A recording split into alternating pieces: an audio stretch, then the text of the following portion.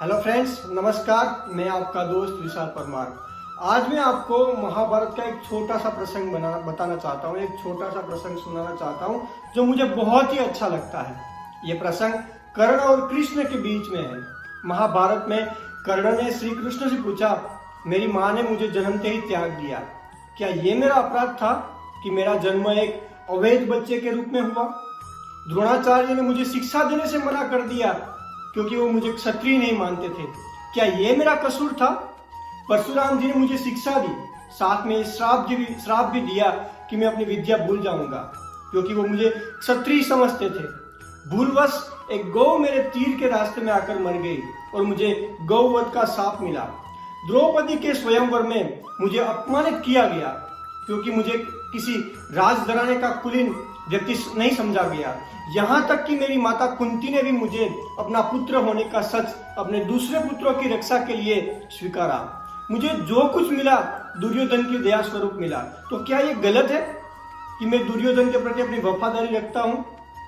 श्री कृष्ण मंद मंद मुस्कुराते हुए बोले, कर्ण, मेरा जन्म जेल में हुआ था। मेरे पैदा होने से पहले मेरी मृत्यु मेरा इंतजार कर रही थी।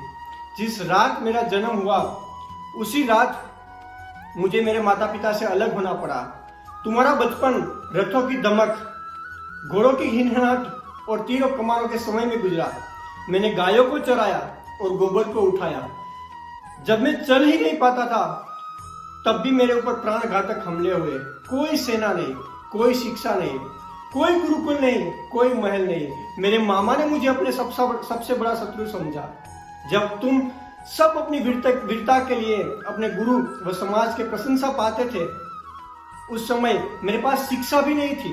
बड़े होने पर मुझे ऋषि सांदीपनि के आश्रम में जाने का अवसर मिला। तुम्हें अपनी पसंद की लड़की से विवाह का अवसर मिला, मुझे तो वो भी नहीं मिली जो मेरी आत्मा में बसती थी।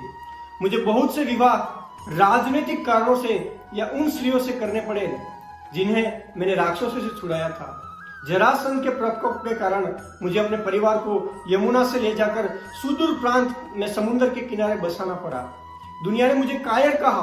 यदि दुर्योधन युद्ध जीत जाता तो विजय का श्रेय तुम्हें भी मिलता, लेकिन धर्मराज के युद्ध जीतने का श्रेय अर्जुन को मिला। मुझे कौरवों ने अपनी हार का उत्तरदायी समझा। हे कर्ण, किसी का भी जीवन चुनौतियों से रहित नहीं है। सबके जीवन में सब कुछ ठीक नहीं होता। कुछ कमियां अगर दुर्योधन में थी तो कुछ कमियां युधिष्ठिर में भी थी।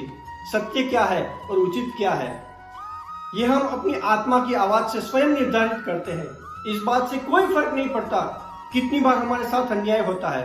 इस बात से कोई फर्क नहीं पड़ता कितनी बार हमारा अपमान होता है। इस बात से भी कोई फर्क नहीं पड़ता कि कितनी बार हमारे अधिकारों का हनन होता है। फर्क सिर्फ इस बात से पड़ता है कि हम उन सब का सामना किस प्रकार करते हैं।